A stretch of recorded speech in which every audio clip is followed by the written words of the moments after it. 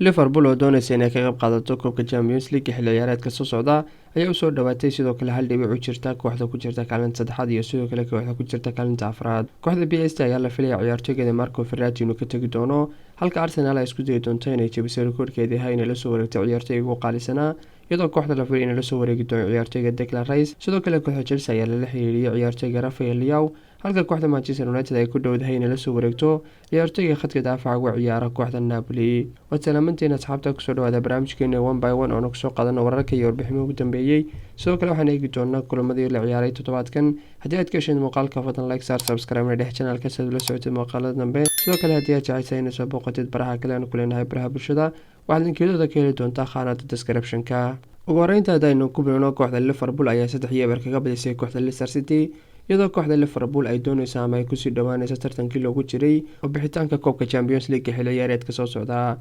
Kooxda Liverpool ayaa hal dhibic uga dhiman tahay inay ka mid noqoto afarta kooxood ee ku jira kaalmaha ugu horeeya horyaalka Ingiriiska ee Premier League kadib markii kooxda Liverpool ay guul aad u weyn ka gaadhay kooxda Leicester City maalinkii Isniinta.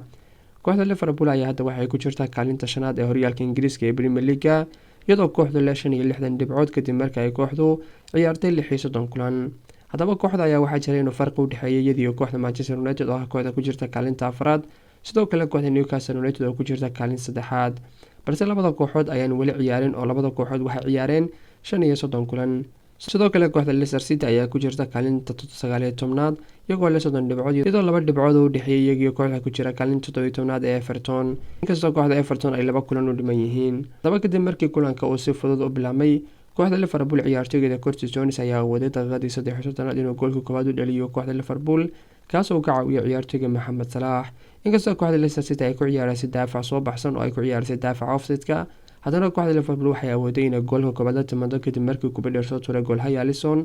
oo ciyaartoyga Mohamed Salah awooday inuu ka caawiyo goolka ciyaartoyga Curtis Jones. Curtis Jones oo ka mid ah ciyaartoyda daayarada kooxda Liverpool ayaa 3 daqiiqo ka bacdi awooday inuu goolka labaad u dhaliyo kooxda Liverpool, sidoo kale kadib markuu ciyaartoyga Mohamed Salah uu ka caawiyo goolka. Inkastoo taageerayaasha kooxda Leicester City ay isku dayeen inay dhiirigeliyaan kooxda Leicester City, haddana ciyaartoyga Alexander Arnold ayaa daqiiqadii 17aad soo dhameeyay kulanka ama soo afjaray kulanka kadib markii uu dhaliyay goolka saddexaad. Sidoo kale ciyaartoyga Mohamed Salah ayaa ka caawiyay goolka saddexaad, taasoo ciyaartoyga Mohamed Salah uu ku biiray ciyaartoyda xilli ciyaareedkan awooday inay caawiyaan 3 hal kulan oo gudihiisa. Haddaba kooxda Liverpool ayaa awooday ama gaadhay guushii 7aad xilli ciyaareedkan horyaalka Ingiriiska ee Premier League oo 7 kulan oo isku xigta, halka kooxda Leicester City ay 2 dhibcood oo kaliya soo qaateen 4 kulan ugu dambeeyay. waxaana la filayaa kooxda Leicester City in kulamada soo socda ay la ciyaari doonto kooxaha Newcastle United iyo sidoo kale West Ham, taasoo macnaheedu yahay inay ku adkaan doonto kooxda Leicester City inay sii ciyaarto xilli ciyaareedka soo socda horyaalka Ingiriiska ee Premier League. Dhinaca kale kooxda Manchester United ayaa looga digay inay la soo wareegaan ciyaartoyga hadda dhexaga u ciyaara xulka qaranka Talyaaniga iyo sidoo kale kooxda PSG Marco Verratti. ciyaartoyga Marco Verratti ee khadka dhexe uga ciyaara xulka qaranka Talyaaniga iyo kooxda PSG ayaa waxaa ka mid yahay ciyaartoyda ugu muhiimsan kooxda PSG xilli ciyaareedkii ugu dambeeyay, isagoo ciyaartoygan ku soo biiray kooxda sanadii 2012 waxaana ciyaartoyga hadda ku jira kooxda PSG xilli ciyaareedkiisii 11aad. haddaba kadib markii ciyaartoy badan waxauna ka mid ahaa ciyaartoydii ka badbaaday inay ka tagaan kooxda PSG, inkastoo kooxda PSG ay intuu ciyaartoygani joogay bedeleen tababarayaal badan. ciyaartoygan oo jira 30 sano ayaa waxaa ka mid yahay ciyaartoyda ugu muhiimsan kooxda PSG. sidoo kale waxaa la filayaa kooxda PSG in ciyaartoygan ay fasixi doonto oo ka tagi kara xagaagan. haddaba kooxda PSG ayaa la filayaa inay isbedel samayn doonto xagaagan, sidoo kale kooxda u dhaqaaqi doonto sida ay kooxda ugu soo xoojin lahayd ciyaartoy kasoo jeeda wadanka Faransiiska. waxaana ka mid ah ciyaartoyda in la filayo ciyaartoyga Lionel Messi inuu ka tagi doono kooxda PSG kadib markuu dhamaaday heshiiska uu kula jiro kooxda PSG dhamaadka xilli ciyaareedkan. sidoo kale ciyaartoygan ayaa waxaa jira inuu dhexeeyo inuu ku laabto kooxdiisa hore ee Barcelona iyo sidoo kale inuu ku biiro kooxda Al Hilal ee ka ciyaarta wadanka Sacuudiga. haddaba ciyaartoyga Lionel Messi ayaa la filayay inuu ahayn ciyaartoyga kaliya ee ka tagi doono kooxda PSG dhamaadka xilli ciyaareedkan.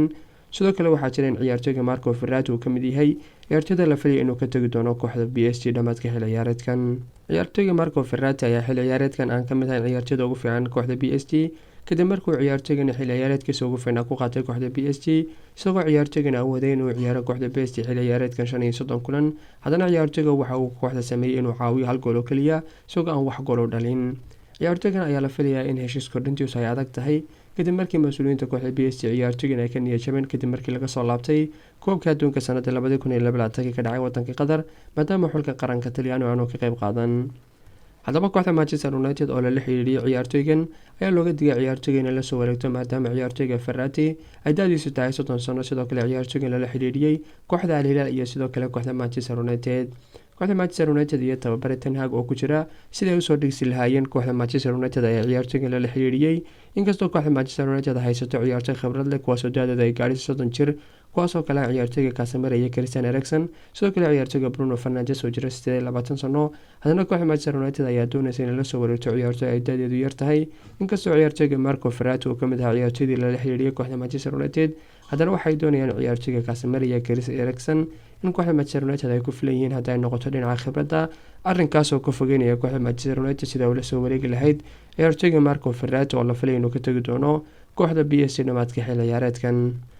isla horyaalka Ingiriiska ee Premier League-na kooxda Arsenal ayaa la sheegay kooxda inay diyaar u tahay inay jebiso rikoorkii ahayd inay kula soo wareegto ciyaartoyga qiimaha u sareeyay abid kaasoo ahaa rikoorkii ay kula soo wareegtay ciyaartoyga Nicolas Pepe oo ahaa 27 milyan oo euro. haddaba kooxda Arsenal ayaa weli diyaar u ah inay jebiso rikoorka ciyaartoyga Nicolas Pepe kaasoo ay xagaagii sanadii 2019 kula soo wareegtay qiimo gaaraya 27 milyan oo euro waxaana la filayaa kooxda Arsenal inay si aad ah u geli doonto suuqa kala iibsiga kadib markii ay kooxdu ku soo laabatay koobka Champions League tan iyo 2016 waxaana ka mid ah ciyaartoyda ugu muhiimsan ee kooxda Arsenal ay ku hayso kabtanka kooxda West Ham ee Declan Rice. ciyaartoyga u ciyaara xulka qaranka Ingiriiska ee khadka dhexe uga ciyaara ee Declan Rice ayaa sidoo kale waxa uu ka mid yahay ciyaartoyda ay ku hayaan kooxaha ka ciyaara Manchester haddii ay noqoto Manchester City iyo sidoo kale Manchester United.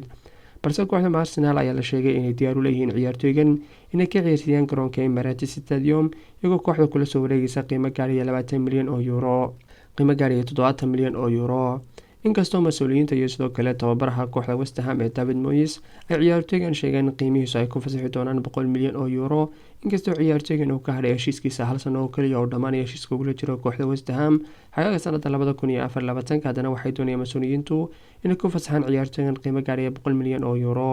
waxaana la filayaa kooxda Arsenal ciyaartoygan inay soo bandhigi doonto heshiis gaaraya toddobaadkii mushaharkiisu 300,000 oo euro sidoo kale ciyaartoyga Bukayo Saka ayaa isagana la filayaa inuu gaari doono mushaharku toddobaadkii qaadan doono kooxda Arsenal 300,000 oo euro.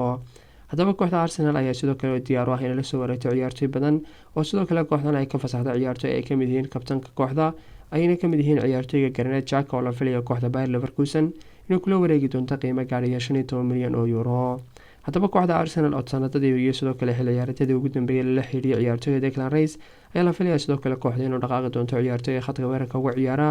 kooxda Bayer Leverkusen ee Moussa Diaby. sidoo kale isla magaalada London kooxda Chelsea oo isku dayday xagaagii la soo dhaafay inay la soo wareegto ciyaartoyga Rafael Leao taasoo kooxda Chelsea ciyaartoyda Christian Pulisic iyo sidoo kale ciyaartoyga Hakim Ziyech ay u soo bandhigtay kooxda Milan ayaa ciyaartoygan laga diiday inay ku wareejiyaan kooxda AC Milan. haddaba sida ay sheegeen qaar ka mid ah warbaahinada kooxda Chelsea ayaa isku dayday in ciyaartoyga Rafael Leao ay kula soo wareegaan qiimo gaaraya 87 milyan oo euro xagaagii la soo dhaafay iyadoo kooxdu doonaya inay ku daraan ciyaartoyga Pulisic ama sidoo kale ciyaartoyga Hakim Ziyech balse kooxda AC Milan ayaan arrinkaas ku qancin iyadoo mas'uuliyiinta kooxda AC Milan ay dalbadeen ciyaartoyga Rafael Leao inay bixiyaan qiimaha heshiis jabinta ciyaartoyga taasoo gaaraysa 130 milyan oo euro. haddaba ciyaartoyga Rafael Leao ayaa waxa uu ka mid yahay ciyaartoyda ugu fiican sidoo kale waxa uu yahay xidiga koobaad ee kooxda AC Milan kadib markuu ciyaartoygu la soo bandhigay xilli ciyaareed u fiican kooxda AC Milan xilli ciyaareedkan isagoo ciyaartoyga awooday inuu kooxda u dhaliyo 13 gool sidoo kale 13 gool caawiyo. kooxda Chelsea ayaa weli isha ku haysa ciyaartoyga Rafael Leao oo jira 23 sano balse waxaa la filayaa inay ku adkaan doonto ciyaartoygan kadib markii ciyaartoyga Rafael Leao uu toddobaadyadii lasoo dhaafay oo kooxda AC Milan uu saxiixay heshiis dheer oo gaadhay ilaa sanadda 2028 taasoo macnaheedu yahay inuu kor u kici doono qiimaha heshiis jabinta ciyaartoyga oo gaari karto 152 milyan oo euro. balse kooxda Chelsea ayaa la filayaa ciyaartoygan inay isha ku hayn doonto sidoo kale ciyaartoyga Victor Osimhen ayaa ka mid ah iyo Lautaro Martinez ciyaartoyda ay isku dayi doonto kooxda Chelsea inay kala soo wareegto horyaalka waddanka Talyaaniga ee Serie A marka laga yimaado ciyaartoyga Rafael Leao. ugu dambeyntii kooxda Manchester United ayaa ku dhow inay la soo wareegto ciyaartoyga khadka daafaca uga ciyaara kooxda Napoli ee Kim kadib markuu ciyaartoygan ka qayb qaatay xilli ciyaareedka aadka u fiicnaa ee kooxda Napoli ay soo bandhigtay hadday noqoto markii ay ku guuleysatay kooxda horyaalka Talyaaniga ee Serie A iyo sidoo kale markii ay kooxdu markii ugu horeysay taariikhda gaadho wareegeystay dhamaadka koobka Champions League. ciyaartoyga Kim ayaa waxa uu ka mid ahaa ciyaartoydii xoojiyay khadka daafaca kooxda Napoli sidoo kale ciyaartoyga kooxda waxa uu ciyaaray 43 kulan oo ciyaartoyga kooxda u dhaliyay 2 gool sidoo kale ciyaartoyga waxa uu ku caawiyay kooxda Napoli inay ka qaadato 15 clean sheet ama 15 kulan ay ilaashato shabaqyada horyaalka Talyaaniga ee Serie A. haddaba sida ay sheegeen qaar ka mid ah warbaahinadu, ciyaartooyga Kim oo jira 26 sano ayaa waxaa la sheegay inuu ogolaaday ku biiritaanka uu ku biiriyo kooxda Manchester United kadib markuu dhamaaday xilli ciyaareedkan. Haddaba ciyaartooyga Kim ayaa waxa uu kooxda Napoli la soo bandhigay xilli ciyaareed u fiican kadib markuu ciyaartooygan xagaagii la soo dhaafay uu kooxda Fenerbahce ee ka ciyaarta wadanka Turkiga uu kaga soo biiray qiimo gaaraya 15 milyan oo euro, iyadoo mas'uuliyiinta kooxda Napoli ciyaartooygan ay ula soo wareegeen sidii uu buuxin lahaa booska ciyaartooyga Kalidou Koulibaly. haddaba ciyaartooygan ayaa waxaa hadda jirta in qiimaha heshiishimintiisu ay gaadhayso ama ay u dhexayso 43 ilaa 52 milyan oo euro, taasoo ay ku qanacsan yihiin mas'uuliyiinta kooxda Manchester United ciyaartooygan inay kula soo wareegaan, sidoo kale uu ka qayb qaato ciyaartooygan ama uu ka mid noqdo daafacyada kooxda Manchester United xilli ciyaareedka soo socda. ciyaartooyda Rafa Varane iyo sidoo kale Lisandro Martinez oo ahaa ciyaartooyda ugu muhiimsan ee xilli ciyaareedkan khadka daafaca kooxda Manchester United ayaa waxaa jiray in kulamo badan, gaar ahaan kulamada ugu dambeeyay, ay dhaawac kaga maqnaadaan kooxda, inkastoo tababare Ten Hag ciyaartooyda Luke Shaw uu isticmaalay sida uga ciyaari lahaa khadka daafaca dhexe. Haddana kooxda Manchester United waxa uu shaki ka taagan yahay mustaqbalka ciyaartooyda Victor Lindelof iyo sidoo kale ciyaartooyda Harry Kane, ciyaartooyda Harry Maguire oo aan ku kalsoonayn tababare Ten Hag oo sidoo kale aanu si fiican u is adeegsan xilli ciyaareedkan.